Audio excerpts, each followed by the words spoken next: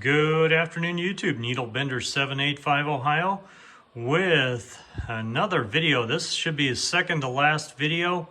And no, you're not watching your screen upside down. This amplifier is actually upside down because we're here to talk about the bottom deck. The insides of this amplifier. We'll go over every single component on there and kind of tell you what's going on, because there's a lot of new stuff in here that wasn't here on the last video.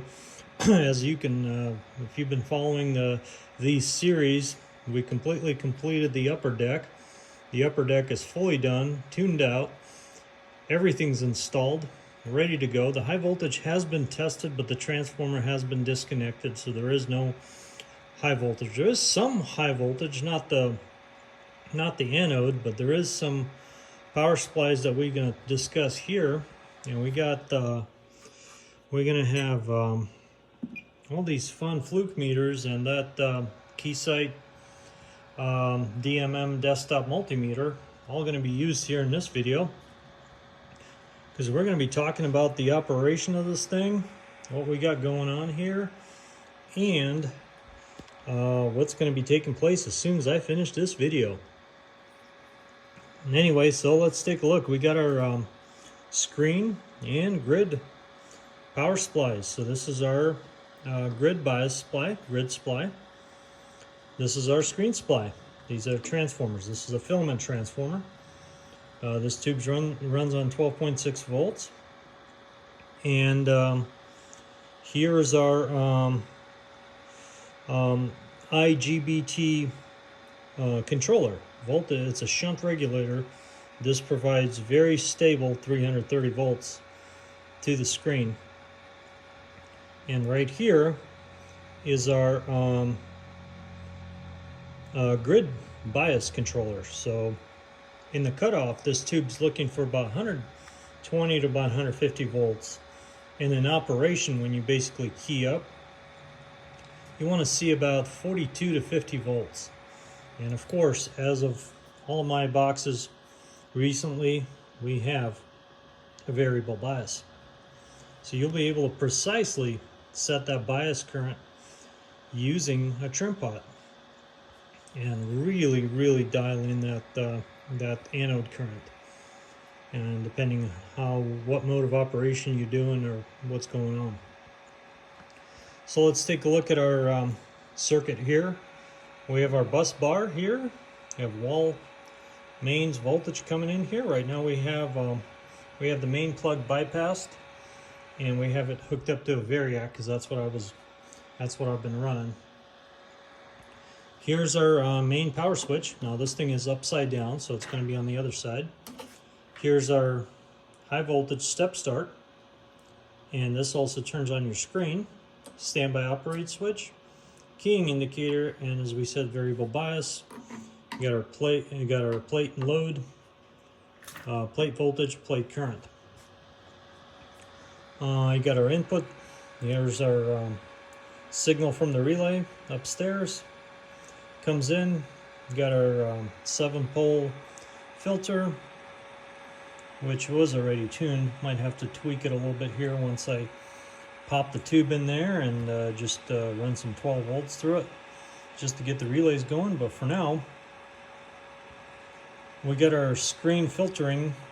We got our capacitor, high voltage capacitor, very high inductance choke, another capacitor, and an 18 ohm resistor that goes to the screen. All this is screen, so this is part of the screen, so they're all just capacitor to ground just to prevent any kind of oscillation. This right here is our filament.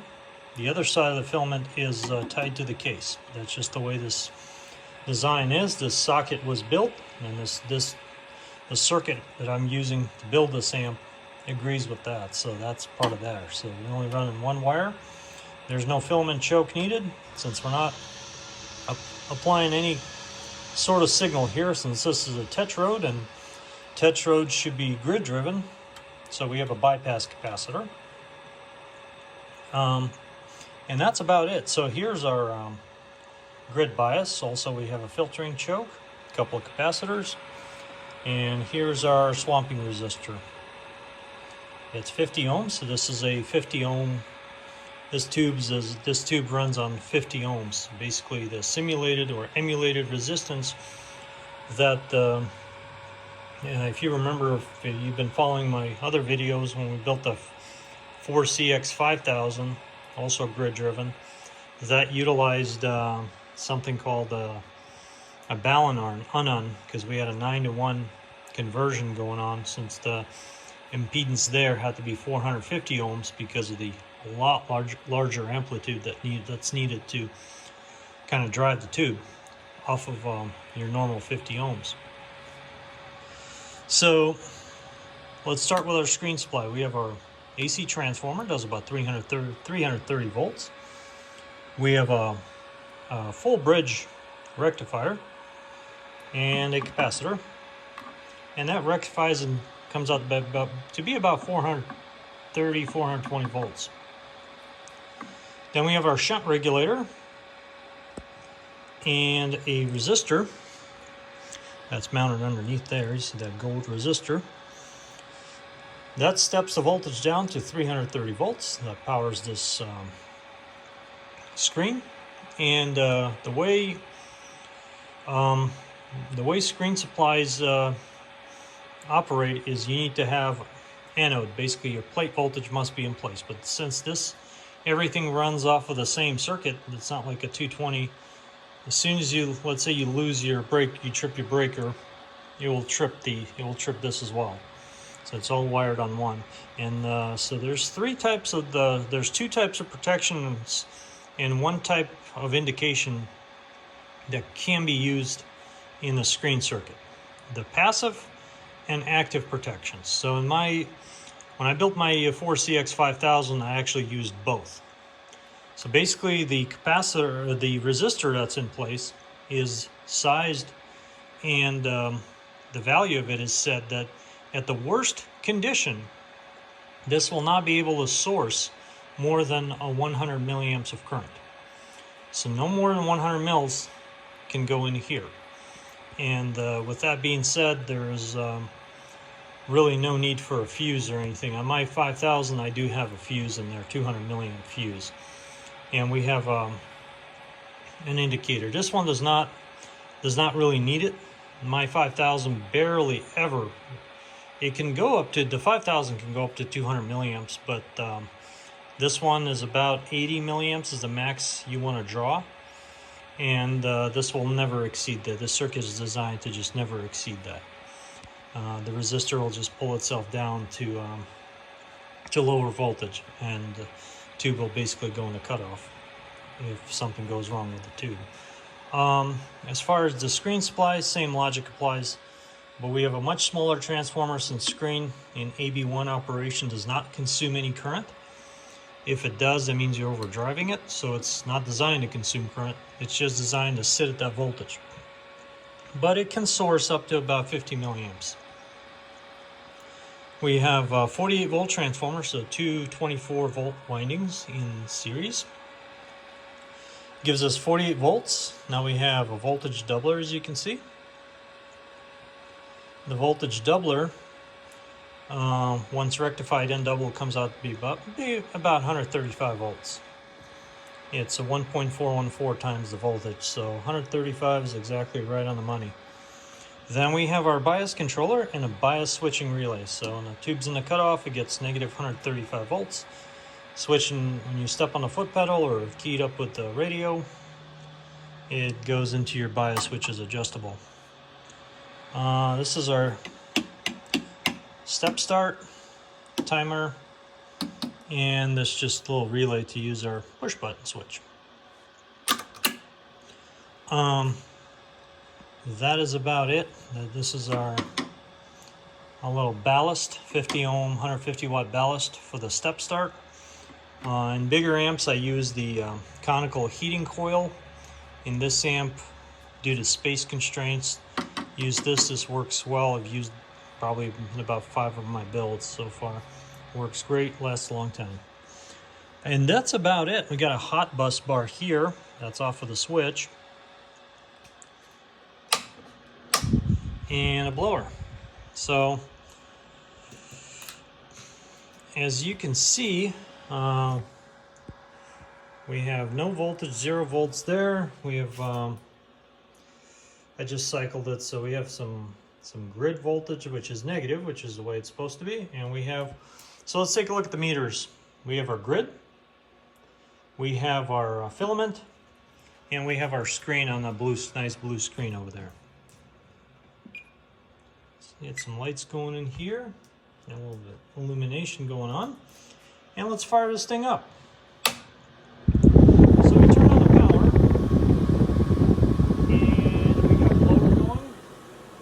And as you can see, we have our filament lit. 13 filament, that's because there's no tube in there. It's just blank. There's no tube in there, so there's no load on it. It's supposed to be 12.6. We got about 13.6, so sounds about right. The transformer is way oversized for that particular tube. And we have 137 volts on our grid, which is, like I said, still no high voltage, which you want your tube in the cutoff before you apply the high voltage. So the high voltage transformer is disconnected from the circuit, but this will turn on our screen. And we got that. As you can see, we got about 330 volts, 327 volts, 137. Now we're going to step on our foot pedal. We're going to activate our foot pedal here. And we're going to see, take a look at the meter on the left there. 43 volts. Now,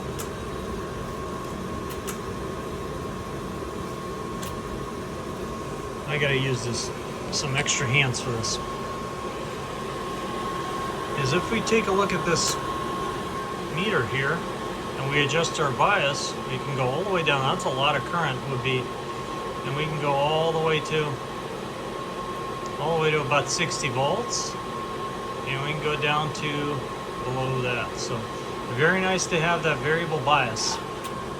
And then when you unkey, it goes right back to the cutoff voltage.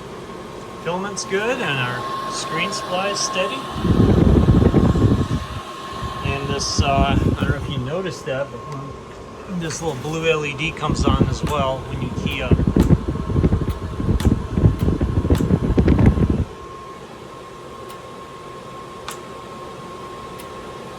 Okay, this is your standby operate switch right here. Just turns off the keying relay, so it lets you talk through the box like you're barefoot. And you turn off the high voltage, turn off the fan. The filament goes to 0 pretty quickly. And then our all of our other voltages slowly start to bleed down. And they take a while, but there are bleeder resistors on all the intermediate high voltage supplies, and you can see everything slowly coming down there. So that's about it.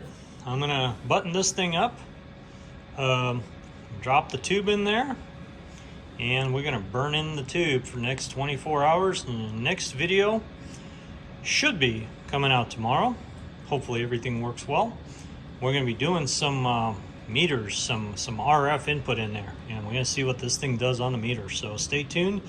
Definitely gonna be the series finale for this build tomorrow. Hopefully everything works well. So far everything's been really straightforward and really simple to put together. This is a nice tube. Hopefully the tube works well. Hopefully I got a good one. Tube is brand new. Just got to unpackage it. I mean, actually it's just got to drop it in the socket.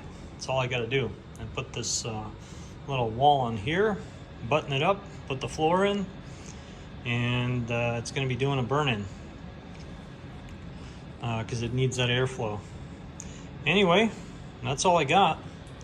This thing's been hopefully this thing works. So we're going to demonstrate waveforms, spectrum, everything we can do. Two-tone test is primarily as designed as a sideband box. However, it will work on any mode of operation, but sideband is where we want it to shine, because if it shines on sideband, it will sound and do really good on AM and other modes, because they're just less less demanding when it comes to spectral cleanliness of the amplifier. Let's see if I missed anything.